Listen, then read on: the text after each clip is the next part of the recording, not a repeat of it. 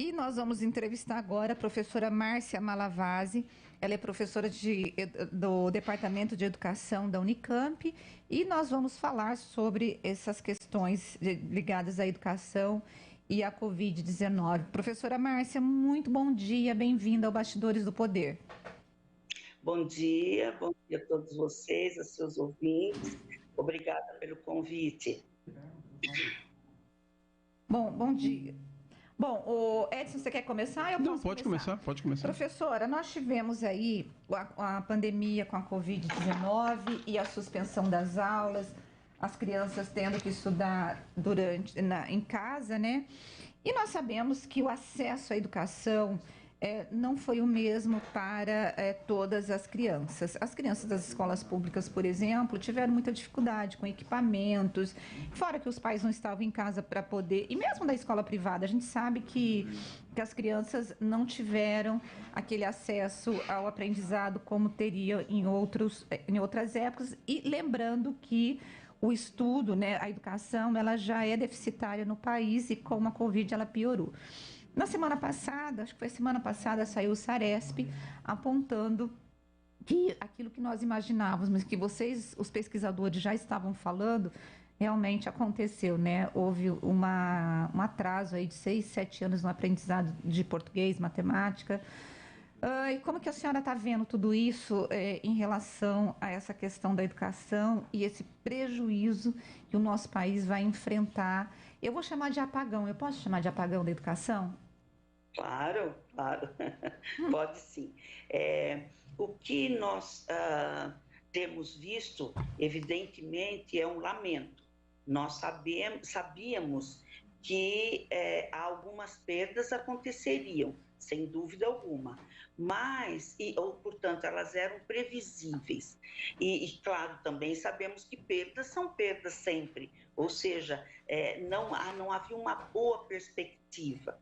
Mas, todo o tempo, nós dizíamos, perdas humanas são mais impactantes do que qualquer outra perda. Então, nós imaginávamos que isso seria muito ruim, evidentemente. Agora, o que é importantíssimo que se diga, nós já vínhamos, antes da pandemia, com uma situação bastante grave no desempenho e na aprendizagem das nossas crianças, especialmente na rede pública. Por quê? Porque na rede pública é onde nós temos menos investimentos. Uhum. Então, nós não podemos imaginar que toda essa situação muito ruim, muito impactante, ela seja só por causa da pandemia. Ela vem num crescer de falta de investimento e ela não seria diferente, porque nós não tivemos mudanças nesse aspecto. Agora, é muito importante dizer, nós não faremos nada de forma alguma. Se nós tivermos aí perdas de 6, 7 anos, isso é gravíssimo, porque as crianças estarão extremamente prejudicadas. Professor, é claro que... Pois não. Explica para a gente, para os nossos ouvintes, o que significa uma perda de 6, 7 anos para esses alunos e para o país. O que significa de efeitos, né, para o desenvolvimento do nosso país? Significa que essas crianças, o que elas deveriam estar sabendo hoje, elas saberão daqui 6 ou 7 anos. Isso é muito grave. Por quê? Porque há uma geração aqui em evolução, em crescimento, que não saberá. E isso fará muita falta quando elas se transformarem em forças produtivas, em seres pensantes para aquele momento que estão vivendo. Hoje elas são, claro, mas com perdas graves. E para o país é uma perda imensa, tanto na área, na questão econômica, na cultural, na social, muito mais. Portanto, o país tem uma perda imensa, mas é possível reverter, claro que é possível, ou seja, aquilo que não tinha investimento precisa ter. mas só que o investimento tem que ser muito maior do que se fosse feito naquele processo evolutivo. Ou seja, é preciso triplicar ou quadruplicar o investimento em educação para que nós tentemos minimizar uma perda tão grande. É só desta forma que nós podemos tentar reverter esse quadro. Professora, agora, exatamente isso que eu ia perguntar. Exatamente isso que eu ia perguntar para a senhora.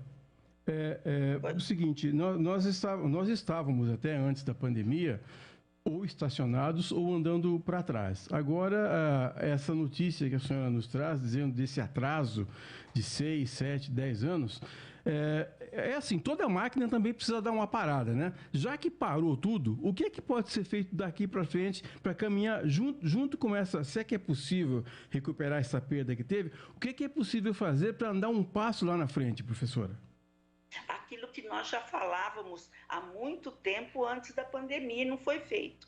Hoje, então, eu preciso fazer o que já foi anunciado, o que já foi pedido, o que já foi reivindicado e muito mais. Por exemplo, investimento na escola. E investimento não é só investimento em prédio, é investimento nas pessoas que trabalham na escola. É preciso melhorar muito a qualidade dos cursos de formação de professores, porque quando eu formo muito bem um professor, ele vai para a escola e encontra uma escola muito bem estruturada, a produção será muito maior, o desempenho de todos será muito maior. Eu preciso melhorar, por exemplo, o acesso dos professores a materiais que eles precisam, livros, cursos. Preciso melhorar muito o salário desses professores, porque para chegar à escola eles precisam ter condições econômicas, para estar na escola eles precisam, para se locomover, para investir na sua profissão. Então é preciso muito investimento financeiro. Esse investimento financeiro aliado a uma boa gestão e a um bom projeto de gestão fará a diferença. Então, o que eu preciso, por exemplo, recursos pedagógicos na escola. Quando nós olhamos grande parte das escolas públicas, eu não quero generalizar e dizer todas, mas grande parte delas, esquecidas, elas estão sem o material mínimo necessário, elas estão com um prédio muito ruim, elas estão sem os recursos pedidos. E quando eu falo em recursos pedagógicos, eu não estou só falando em boa sala de aula, bons livros, eu falo também em recursos humanos, pedagógicos, bem formados. Então, tudo isso, nós temos aí um leque de necessidades. Não adianta, por exemplo, só pintar a escola e achar que ela ficando bonita, ela vai resolver. Professor. Não adianta só melhorar o salário do professor e não ter um bom curso de formação para ele. Percebe? Nós precisamos de todos esses indicadores somados, fazendo a diferença. Agora, professora, a gente percebe que há não tem muitos candidatos se interessando mais para serem educadores no Brasil. Nos vestibulares, nos cursos pré-vestibulares, a gente percebe que todo mundo está fugindo de ser aí um professor. A falta de investimento, aliada a uma fala que eu tenho ouvido muito de professores ultimamente, assim, os professores, além de estarem desmotivados, eles têm que enfrentar hoje os alunos muito mais violentos, a questão da drogadição, e isso tudo faz com que os professores não queiram mais estar na sala de aula, e quem está querendo entrar não vai enfrentar um negócio desse.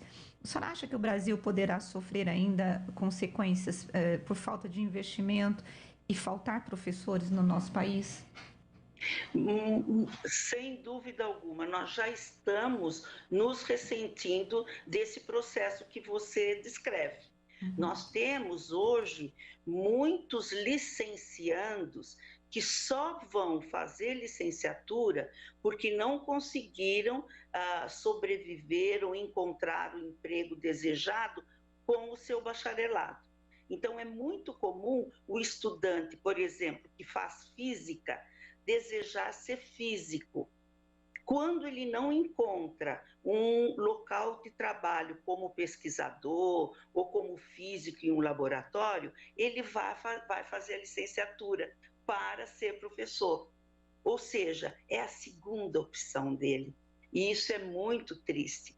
Por quê? Porque ser professor é o desejo de muitos, mas como as condições para ser professor hoje no Brasil são tão ruins, esses jovens não fazem essa opção. Claro que não. Então, nós vamos nos ressentir, sim, e nós já estamos nos ressentindo de um segundo processo. Todos nós conhecemos muitos engenheiros que vão para a sala de aula quando perdem o emprego, muitos matemáticos, muitos profissionais que não atuariam em sala de aula porque têm uma outra profissão e que, com o desemprego, vão para lá sem sequer terem feito uma licenciatura. Hoje eles acabam sendo aceitos, especialmente no ensino médio. Ou seja, nós estamos nos ressentindo muito de professores que, desde o início da sua escolarização superior, queiram fazer essa opção. E é lamentável, porque ser professor é uma coisa maravilhosa, é muito bom, é muito agradável, mas se eu não tenho condição para exercer bem essa minha opção, eu vou desistir dela, claro. Isso acontece em todas as profissões, não é verdade? Só que agora, na educação, ela tem sido muito mais grave. Nós já estamos nos ressentindo. Por quê? Porque é muito diferente de você ser um físico e ser um professor de física. Há uma complementariedade nessa licenciatura que faz toda a diferença. Por exemplo, o professor que não tem uma metodologia adequada na sua sala de aula, não tem uma didática adequada, ele não será um bom professor, mesmo que ele entenda muito do conteúdo do que ele deverá ensinar. Então, faz muita falta. E nós já estamos nos ressentindo e teremos um problema gravíssimo na próxima década. Bom, nós estamos entrevistando a professora Márcia Malavasi, ela é professora do Departamento de Educação da Faculdade da Unicamp. Edson. Professora, a minha esposa Marley disse que eu sou meio antigo, e eu sou mesmo, né? Eu sou da época, eu estudei lá no Colégio Vitor Meirelles, lá os professores usavam um guarda-pó, a gente tinha uma carteirinha que enfiava assim numa caixinha para registrar a presença. Era uma coisa assim bem solene, né? Até o tipo do curso, se fazia o curso de científico. A senhora acha que está faltando... A senhora acha que a profissão de professor perdeu o glamour, professora? E se a senhora acha que isso aconteceu, por que aconteceu? Porque a gente, nas famílias, antigamente as famílias diziam assim, olha, meu filho quando crescer vai ser padre ou então vai ser professor, e a gente não vê mais isso hoje, professora. Exatamente. Nós fomos tendo uma desqualificação social do papel do professor. Nós começamos a ter, por um lado, professores com posturas diferentes na sala de aula, com uma formação muito inadequada para a sala de aula. De novo, eu não quero generalizar, eu estou dizendo de uma tendência. Por um outro lado, nós tivemos gestores importantíssimos na política pública de educação que não respeitavam professores. Então, o que acontece? Nós tivemos dois lados desta mesma moeda. Consequentemente, as pessoas começaram a desqualificar o professor. E isso acaba tendo uma repercussão social muito grande. O que acontece? Acontece que isso repercute socialmente e na família, que também é um braço dessa sociedade. Quando a família desprestigia, assume que o professor não é uma pessoa tão importante assim, assume que o filho tem mais razão que o professor não soube ensinar, e que o professor não é uma pessoa a ser tão respeitada assim, o aluno faz isso também. E aí nós temos aquelas cenas muito inadequadas e desagradáveis. Que a família, a mãe ou o pai indo à escola, dando razão para o seu filho e desrespeitando o professor. E aí o que vai fazer o estudante? A mesma coisa. E nós vamos ter na sala de aula um ambiente muito hostil. Agora, quando o professor é um sujeito que gosta do que faz bem, nós temos um outro cenário. Só que, lamentavelmente, esse é um cenário minoritário hoje no Brasil. Então, nós temos as redes sociais, muitas vezes... Professora, nós temos aqui o nosso... Não estou ouvindo. Não, também não. Pois não?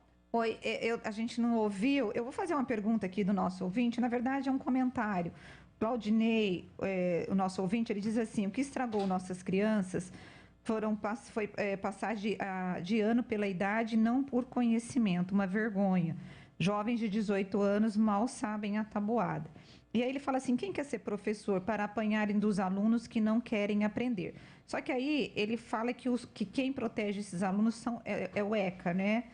E ele também disse que os professores são todos com ideologia socialista. Eu acho que tem uma confusão hoje, né, professor, em relação a esse papel do professor, né?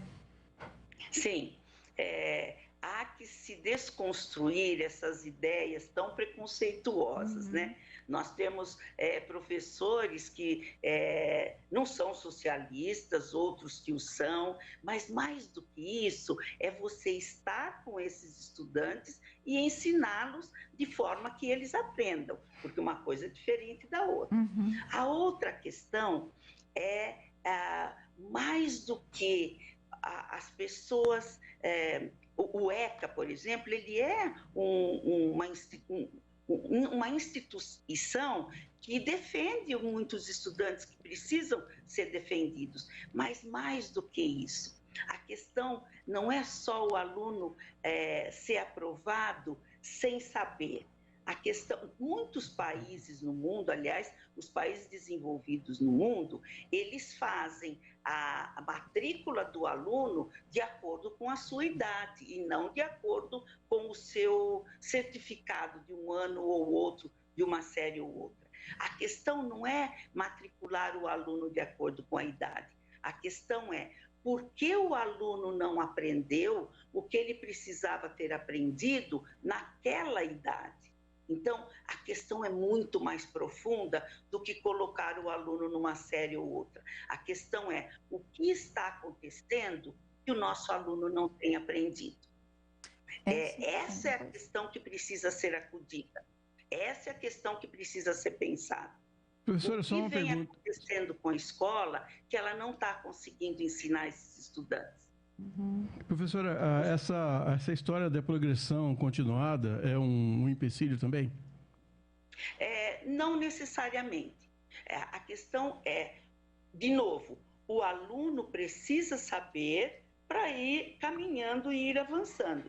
As perdas para um estudante que vai reprovando 1, 2, 3, 4 vezes são enormes, tanto que elas levam quase que obrigatoriamente à evasão escolar. Nenhum estudante gosta de ser reprovado. A questão é o que se faz na casa, na sociedade e na escola para que esse estudante não seja reprovado.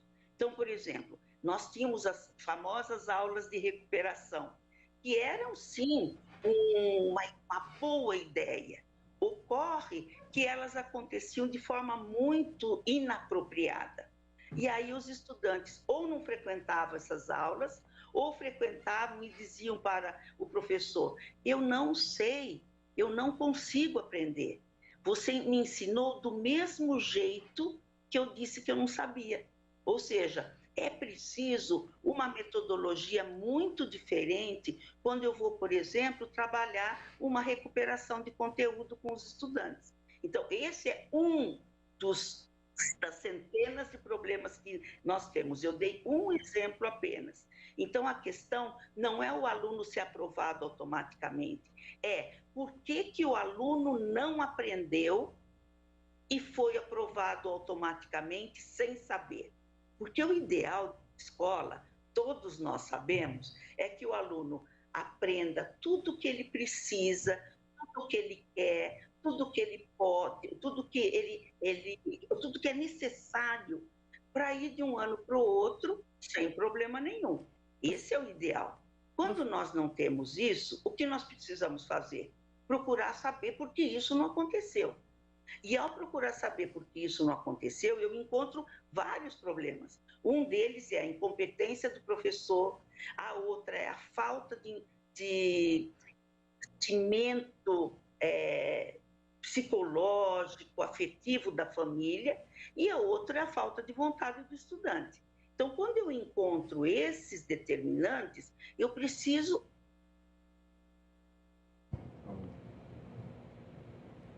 Eu vou chamar já, vou encerrar. Esse estudante, ou ensiná-lo, ou conseguir estratégias para que ele passe a se interessar, não é? Então, essas são algumas questões fundamentais. O problema não está no que parece estar, ou seja, aprovação automática, correção idade série, essas não são as questões. A questão importante é o que está atrás dessas, o que não está sendo resolvido. E eu volto a dizer, investimento pedagógico, financeiro e social. Agora, professora, para a gente poder encerrar essa conversa nossa, a senhora acabou de dar a resposta: investimento pedagógico, financeiro e social. Essa é a saída para a gente poder reconstruir essa educação que está tão baqueada, né, no sentido de acesso desse aluno de uma escola de qualidade. O que me chama a minha atenção, senhora, o que vem acontecendo com a escola que não ensina o seu aluno, mas a senhora mesmo também já respondeu. Eu acho que ela não está nos ouvindo. Sim. Estou sim. Tá me ouvindo? Estou ouvindo. Ah, então tá. E para terminar, a senhora acha que tem jeito? Vai ter investimento? A senhora acha que os governantes estão sensíveis? Ou a senhora acha que não? Porque, por exemplo, uma outra questão que a Covid trouxe foi a evasão, e evasão no ensino fundamental. Porque antes a gente tinha evasão muito alta no ensino médio, né? Só que agora a gente está com essa preocupação com a evasão no ensino fundamental. Só para a gente poder encerrar, professora Márcia. Exatamente. Você me pergunta se tem jeito? Tem. Eu tenho muita esperança que nós iremos corrigir esse grande problema da educação brasileira. A depender da vontade política para resolver. Ou seja, eu não posso fazer investimento só em época de eleição, porque aí as famílias vão votar em mim. Esse é um erro gravíssimo, é um erro de país subdesenvolvido, de falta de vontade política, de má intenção política. Então, quando eu vejo os grandes investimentos sendo feitos, claro que eu festejo como educadora, mas eles não podem parar no dia seguinte da eleição. E é isso que nós estamos cansados de ver. Então, é preciso pensar muito em quem eu voto, porque são essas pessoas que decidem sobre os investimentos em educação. E preciso cobrar muito delas no dia seguinte da eleição, para que elas cumpram o que prometeram, ou seja, votem para que os investimentos em educação aconteçam. Então, essa é a grande questão de fundo, porque o investimento ele não vem de fora para dentro, sem um decreto, sem uma votação, sem o trabalho em uma comissão. E está nas mãos dos nossos políticos esses votos, essas verbas, esses investimentos. E, infelizmente, para encerrar, nós começamos a ver já, em época de eleição, em ano eleitoral, investimentos sendo feitos para fins eleitoreiros, para que você vote em mim, eu mando uma verba, mas depois que você votar, eu retiro essa verba. Isso é de uma crueldade sem fim para as nossas crianças, jovens, para as nossas famílias, para os pais, para o país, enfim. Concordo com a senhora. Professora, eu quero agradecer a entrevista, porque eu não estou conseguindo ouvir o que a senhora está falando. Eu vejo que a senhora está falando. É o delay. Não é? Não é o delay? Não. Professora, eu quero Eu estou ouvindo vocês. Está me ouvindo? Eu quero agradecer a entrevista, que a senhora, e o tempo que a senhora abriu aí na sua agenda para falar conosco de um assunto tão importante. Eu concordo com a senhora em relação a essa questão eleitoreira e do descompromisso mesmo com a educação no nosso país. Tomara que nós tenhamos gestores preocupados com a educação. Muito obrigada, viu? Obrigada a vocês pela preocupação com esse tema tão importante para o nosso Brasil. Bom, gente, nós